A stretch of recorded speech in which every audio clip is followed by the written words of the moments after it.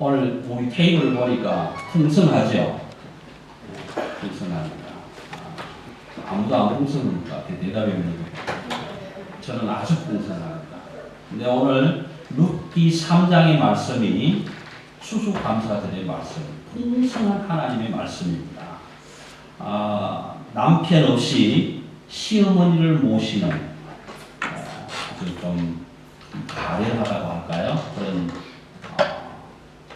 며느리와 함께 사는 나오미의 가정에 오늘 하나님의 아름다운 축복의 식탁이 베풀어지는 모습을 보게 됩니다. 오늘 본문을 제가 함께 읽자고 한 이유는 함께 이 부분을 생각해 보려고 합니다. 여러분, 우리는 룻기를 잘 알고 있어요. 그렇지 않은 분들도 계시겠지만 룻기 그거 그렇게 되는 거 다 알고 있기 때문에 숨어 있는 것들을 찾아내기가 좀 어렵습니다. 이 룻이라는 여인은 이방 여인이고 하나님 나라의 축복을 모르는 사람이고, 그런데 시어머니를 따라와서 지금 엄청 많은 고생을 하잖아요. 매일 밭에 나가서 곡식을 주어야 되고 양식을 마련해 와야 되고, 그래서 어머니를 섬겨야 하는 어려운 삶을 삽니다. 그런데 오늘 그 시어머니가 우리가 볼 때는 이상한 것 같지만 참 적절한 제안을 하나 해요. 프로그램을 하나 소개합니다. 그래서 룻을 불러서 이렇게 사랑하는 딸아, 오늘 저녁에 보아스라는 사람이 타작을 하게 될 거다. 그러니까 그 타작마당으로 나갈 때 목욕을 하고 옷을 예쁜 옷을 입고 기름을 바르고, 여기 여러분 기름을 바르고 하는데 참기름이 아니고 퍼퓸이라고 써요. 향수를 뿌리고 그렇게 해서 보아스의 타작마당에 나가서 숨어 있다가 타작을 마치고 즐거운 마음으로 먹고 마시고 일이 다 끝나서 보아스가 이불을 덮고 안식을 위해서 누울 때에 그 보아스의 이불 덜치고 발끝에 가서 누워라. 여러분, 저는 이 본문을 읽으면 엄청 찐한 감동이 안 옵니까? 엉건하게, 그죠? 시어머니가 좀 바꾸고 말하면 사랑하는 딸아, 오늘 저 남자한테 들어가라, 이 얘기잖아요. 한편으로는 어떻게 시어머니를 이길 수 있을까? 그렇지만 룻의 고생하는 모습을 바라보고 사랑하는 딸아, 내가 너에게 안식할 곳을 마련해 주겠다. 안식할 곳을. 히브리어 원어로 보면 마누아라고 합니다. 마누아라는 것은 쉬다, 안식하다. 영어 표현은 rest라고 합니다. rest, 휴식합니다. 그러니까 이삭 안 죽어도 된다, 고생 안 해도 된다, 이런 의미를 가지고 있어요. 그래서 보아스의 그 이불 발치로 들어가더라. 그러니까 이 며느리가 어머니가 하라는 대로 다 하겠습니다. 그래서 옷을 입고 목욕하고 기름 바르고 가서 다 숨어 있다가 타작 다 여러분, 타작이 다 끝났을 때 얼마나 행복하겠어요. 여러분, 타작 해보셨어요? 저는 시골에서 탈곡기 돌리면서 이거 발로 밟으면서 나락도 틀고 하는 타작, 그다음 도리깨질도 해보고 이런 거 많이 해봤는데, 그거 다 끝나고 나면요, 우리 주부들 김장 끝나고 시원한 것처럼 그렇게 기분이 좋은 거예요. 이제 알곡 다 모았으니까 방앗간 가서 찢기만 하면 되는 거예요. 얼마나 기분이 좋을까요? 그래서 추수하는 사람들과 함께 먹고 마시고 기분이 좋아서 이제 휴식하자. 그래서 보아스가 이불을 덮고 눕는데, 그때에 룻이 이불을 들고 들어갑니다. 여러분, 이 이불을 들고 들어가는 이 순간, 긴장된 순간, 여러분 가슴이 막 뛰어야 돼요. 이거 어떻게 됩니까? 내가 이불을 들고 들어가면 발로 두고 찰 것인가? 아니면 잡았다 그러고 이렇게 품어줄 것인가? 이 굉장히 중요한 이야기예요. 근데 룻이 이불을 들고 들어가니까 보아스가 자다가 깜짝 놀라서 일어나서 하는 말이 Who are you? 너는 누구냐? 현우 씨 같은 뭐라고 그럴게요? 와! 원더풀 걸이 왔네! 이러고 다 이럴 거예요? 아니, 젊은 보아스가 낯선 여인이 밤에 이불을 들고 들어왔을 때 너 누구야? 라고 묻는 건 당연한 거예요. 근데 안 물으면 비정상이잖아요. 그래서 그 룻이 자기에게 들어왔을 때에 너는 누구냐? 이 너는 누구냐라는 의미가 보아스에게는 낯선 사람이라는 거예요. 네가 룻인 것은 안다. 그렇지만 나하고는 낯선 사람이다. 네가 나오미를 잘 모시는 사람인 줄 안다. 그렇지만 나하고는 낯선 사람이다. 너와 나는 함께 갈 수 있는 사람이 아니다. 동행자가 아니다. 동반자가 될 수 없다라는 의미예요. 현재까지로서는. 그런데 그 룻이 들어왔던 그 밤에 보아스와 룻 사이에 일들이 일어납니다. 이걸 다 말씀드릴 수는 없고 저녁부터 시작해서 새벽까지 딱 그 시간에 일어난 요 한 장, 3장의 일을 다 말씀드릴 수는 없지만 오늘 저는 3장 9절에 있는 말씀, 너는 누구냐 하는 말씀과 16절에 있는 어떻게 되었느냐 하는 이 말씀에 초점을 맞추려고 합니다. 그 보아스와 룻 사이에 있는 일은 여러분 읽어보셔서 알잖아요. 새벽까지 쭉 얘기를 하다가 보리를 6대 다 담아서 주고 시어머니한테 갈 때 빈손으로 가지 말고 곡식 가지고 가라. 하나님의 은혜를 들고 가라. 그런 의미예요. 그런데 문제는 나옴이에요. 나옴이라는 사람은 이 프로그램을 계획한 사람이잖아요. 연출가예요. 지금 기도하는 중에 내 딸 룻을 안식하게 해줘야 되겠다라는 생각이 들어서 지금 이건 다 계획해놓고 각본 들고 대본 들고 지금 지켜보는 거예요. 배우가 제대로 연기를 하나하나 지금 보고 있는 상황이에요. 성경에 그렇게 기록은 안 됐지만 룻이 어머니 그렇게 하겠습니다 했는데 보아스에게 가는지 안 가는지 들키는지 안 들키는지 이불을 들고 들어가는지 안 들어가는지 이걸 지금 다 보고 있는 거예요.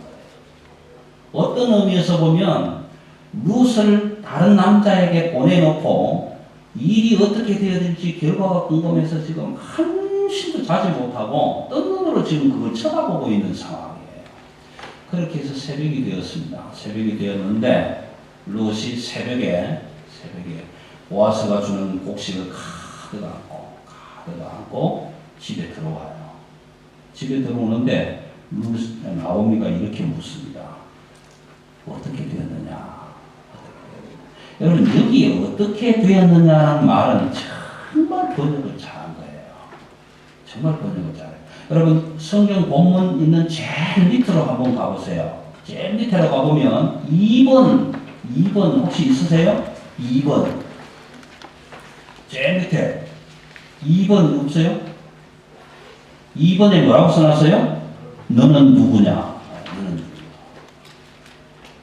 지금 나오미가 룻에게 묻는 이야기는 어떻게 되었느냐, how did it go, 어떻게 되었느냐 이렇게 물었지만 히브리 원문에는 me art, 너는 누구냐라는 말이에요. 똑같은 그런 말이에요. 여러분 룻이 보아스의 이불을 덜치고 들어갔을 때 보아스는 너는 누구냐 당연해요. 왜? 낯선 여자니까, 낯선 사람이니까. 그 사람은 내 인생에 아무런 의미가 없는 사람이었기 때문에 넌 누군데 지금 내 이불을 덮으려고 들어왔냐 묻는 거 당연합니다. 그런데 나오미는 룻에게 너는 누구냐라고 물을 수 있는 계제가 아니에요. 왜냐하면 여러분 나오미는 시어머니고 룻은 며느리잖아요. 가장 잘 아는 사람이잖아요. 모압에서부터 베들레헴으로 옮겨와서 그 어려운 생활을 함께하는 사람이잖아요. 잘 알아요. 잘 안다고요. 예. 여러분 제가 집에 있다가 집사람이 들어오는 문 열었는데 Who are you? 라고 물으면 이상하지 않아요?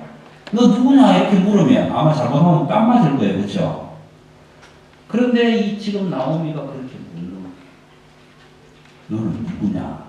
여러분 여기 엄청난 깊은 의미가 들어있어요. 룻은 이방 사람입니다. 하나님은 모르는 사람입니다. 복음이 무엇인지 알지 못하는 사람입니다.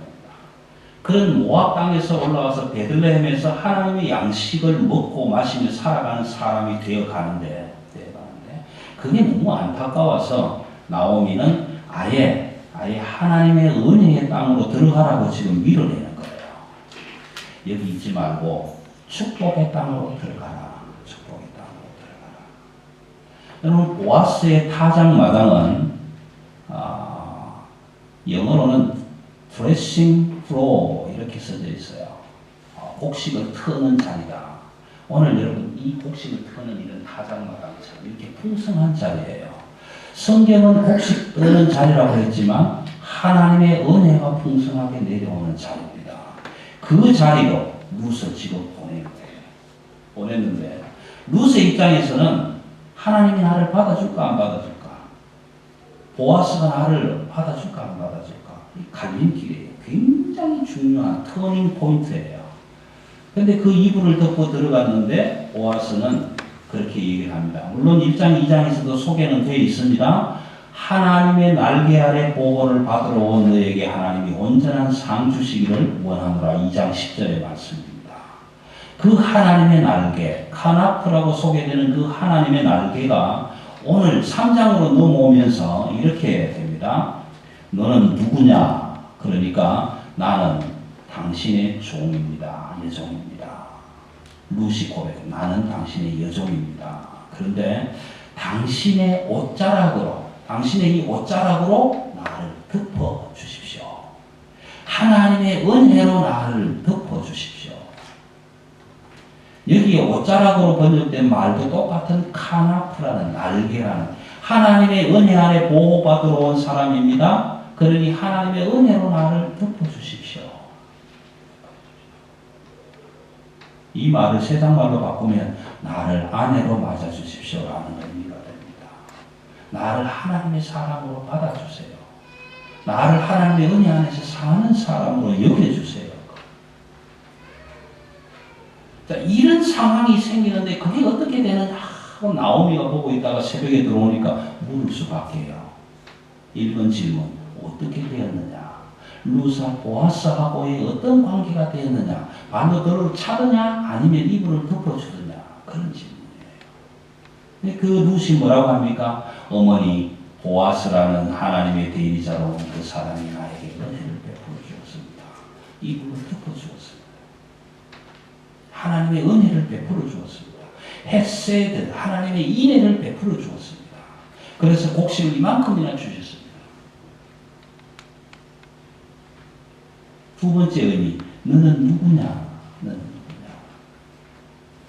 누구냐? 룻은 지금 나오미와 굉장히 가까운 사이잖아요. 그런데 나오미가 너는 누구냐라고 묻는 의미 속에는 룻의 삶이 보아스의 삶의 자리로 옮겨가 있는 거예요. 축복의 문턱에서 지금 넘어가 있는 거예요. 세상의 삶 속에서 하나님의 나라의 삶으로 넘어가 있는 거예요. 그러다 보니 세상에 익숙하던 이 사람들이 하나님의 나라의 일로, 교회로, 하나님의 백성의 삶으로 익숙해져 가 있는 거예요. 그전에는 하나님의 나라로 옮겨오기 전에는 누구에게 낯선 사람? 보아스에게는 낯선 여자였어요. 그런데 나오미에게 익숙해 있던 이 자리를 떠나서 하나님의 나라로 가서 익숙해지니까 보아스에게는 익숙한 사람이 되고 나오미에게는 낯선 사람이 되는 거예요. 낯선 사람이 되는 거예요. 그 의미가 너는 누구냐라고 묻는 거예요. 너는 나하고 낯선 사람이냐 익숙한 사람이냐. 지금 네가 서 있는 자리가 나와 같은 세상에 있는 사람이냐 하나님의 은혜 가운데 있는 사람이냐. 이걸 지금 묻고 있는 거예요. 그때 나오미의 대답은 무엇입니까? 어머니 나는 보아스 하나님의 은혜에 익숙한 사람이 되었습니다. 하나님의 축복의 자리로 넘어간 사람이 되었습니다. 지금부터 내 인생은 보아스와 함께하는 인생이 될 것입니다. 하나님의 은혜로 먹고 사는 사람이 될 것입니다. 하나님의 교회와 함께하는 사람이 될 것입니다. 그러나 하나님을 사랑하고 살아가는 사람이 나에게는 익숙해지지만 죄송하지만 나오미에게는 그래 맞다. 너 사랑하는 딸 너는 나와는 이제 낯서는 사람이 돼야 된다. 자꾸만 낯설어져야 한다. 그리고 더 하나님의 나라에 익숙해져야 한다. 그런 의미로 지금 묻는 거. 너 사랑하는 딸아 너는 누구냐? 너는 누구냐? 룻의 대답은 하나님 어머니 나는 지금부터는 하나님의 사람입니다. 나는 지금부터는 세상 사람이 아닙니다. 여러분, 저와 여러분은 어떻습니까? 우리의 삶은 세상에 익숙합니다. 아주 익숙합니다. 어디에 가면 돼지국밥이 있고, 어디에 가면 소주 먹을 때가 있고, 어디에 가면 맥주 마실 때가 있고, 어디에 가면 비싸고, 어디에 가면 싸고. 너무 잘 알아요. 너무 익숙하게 살아요. 그런데 하나님의 나라의 양식을 먹는 일에는 너무 낯설게 살아가고 있어요. 너무 낯설게 살아요. 세상에 너무 익숙해요. 너무 익숙하게 살아요. 그런데 하나님의 나라의 양식을 먹기는 너무 낯설게 살아가는 거예요. 그 하나님의 대리자가 되는 보아스가 오늘 저와 여러분에게 묻지 않습니까? 너는 누구냐? Me art. Who are you? 제가 여러분에게 물으면 당신은 누구십니까? 목사님, 저는 하나님의 사람입니다. 목사님, 저는 세상에는 낯선 사람입니다. 목사님, 저는 하나님의 나라에 익숙한 사람입니다. 목사님, 저는 세상의 양식보다도 하나님의 양식을 더 좋아하는 사람입니다. 이런 대답, 룻의 대답이 오는 그 대답. 어머니 걱정하지 마세요. 보아스가 나를 바로 차버리지 않았습니다. 자기 걷던 이불을 덮어주었습니다. 하나님의 은혜의 날개로 나를 감싸주었습니다. 하나님의 양식을 이렇게 많이 주었습니다. 나는 지금부터 하나님의 사람입니다. 나오미와는 거리가 멀어지고 보아스와는 가까워진 사람. 여러분, 보아스의 타작마당, 드레싱 플로어라고 써진 이 타작마당은 하나님의 은혜를 털어내는 기관, 하나님의 은혜를 쏟아내는 자리.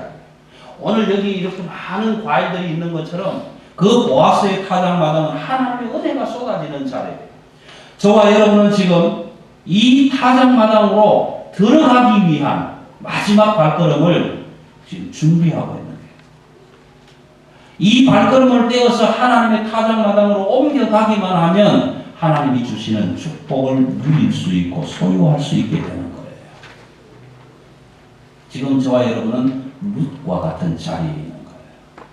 우리는 지금 너무 세상에 익숙해 있어요. 그렇지만 하나님의 나라에 익숙해지기 위해서는 세상의 삶이 조금씩은 낯설어져야 돼요. 낯설어져야 돼요. 세상에서는 낯선 사람이 되고 하나님의 나라에서는 익숙한 사람이 되어 가야 돼요. 이것이 오늘 룻기 3장에서 주시는 하나님의 언약의 말씀이에요. 그래서 룻기는 1장, 2장, 3장, 4장까지 있는 그 룻기가 오늘 3장에서 터닝 포인트예요. 지금 돌아가는 길. 하나님의 은혜의 자리로 지금 나아가는 문턱에 서 있는 거예요. 하나님의 은혜의 자리로 내가 나아가야 된다. 그러기 위해서는 시어머니 나오미와의 관계를 할 수만 있으면 자꾸만 소외시켜야 돼요. 등한히 해야 돼요. 멀어져야 돼요. 낯설어져야 돼요. 그리고 보아스의 삶에서 익숙해져야 돼요. 오늘 나오미가 묻는 너는 누구냐라는 질문 속에는 사랑하는 룻에게 이렇게 선언하는 겁니다. 그래, 지금부터 너는 너의 갈 길을 걸어가. 나하고는 가까우면 안 돼. 하나님의 축복과 더 가까이 가서 살아. 네가 하나님의 축복의 주역이 되어서 살아. 세상 근심 걱정 이런 거 다 나한테 남겨두고 하나님이 주시는 축복의 은혜 안에서 살아라. 그렇게 선언해 주는 거예요. 그리고 마지막 18장입니다. 마지막 18장 마지막 절. 하나님이 이 일을 이루시기 위해서 쉬지 아니하리라. 쉬지 아니하리라. 하나님이 계속 일하시리라. 여러분, 하나님은 저와 여러분을 위해서 계속 쉬지 않고 일하세요. 우리 여호와 하나님은 졸지도 아니하시고 주무시지도 아니하시고 불꽃 같은 눈동자로 우리를 지켜주신다 하신 약속의 말씀처럼 오늘 나오미는 그렇게 선언합니다. 사랑하는 딸아, 네가 축복의 현장에서 하나님의 축복을 받아 누리기까지 하나님은 이 일을 쉬지 아니할 것이다. 쉬지 아니할. 로 이슈코트, 쉬지 아니하리라. 여기 이슈코트라는 말은 샤카트라는 데서 온 원어인데요. 샤카트라는 말은 하나님이 안식하신다라는 거예요. 안식, 하나님이 쉬신다라는 뜻이에요. 그런데 앞에 로라는 부정사를 붙여서 쉬지 않는 거예요. 하나님이 쉴려가 봐요. 네가 축복을 누리기까지, 룻이 축복의 현장에서 축복을 소유하기까지 하나님은 쉬지 않고 일하시겠다 약속해 주시는 거예요. 사랑하는 성도 여러분, 저와 여러분은 세상에서는 좀 낯설어질 필요가 있습니다. 좀 낯설게 살아야 할 필요가 있습니다. 세상에 집착하지 말고 세상 것 때문에 목숨을 걸지 말고 조금은 낯설어야 할 필요가 있습니다. 그리고 그 낯선 만큼 하나님의 나라에 점점 더 익숙해지실 필요가 있습니다. 여러분, 우리가 언제까지 하나님의 나라에 낯선 사람으로 살아갈 수 있을 것 같습니까? 하나님 부르시는 그날에 우리가 천국 문 앞에 섰을 때 하나님 나오셔서 우리 한 사람 한 사람에게 질문하실 때 Who are you? 너는 누구냐? 라고 물었을 때 저와 여러분은 무엇이라고 대답할 것입니까?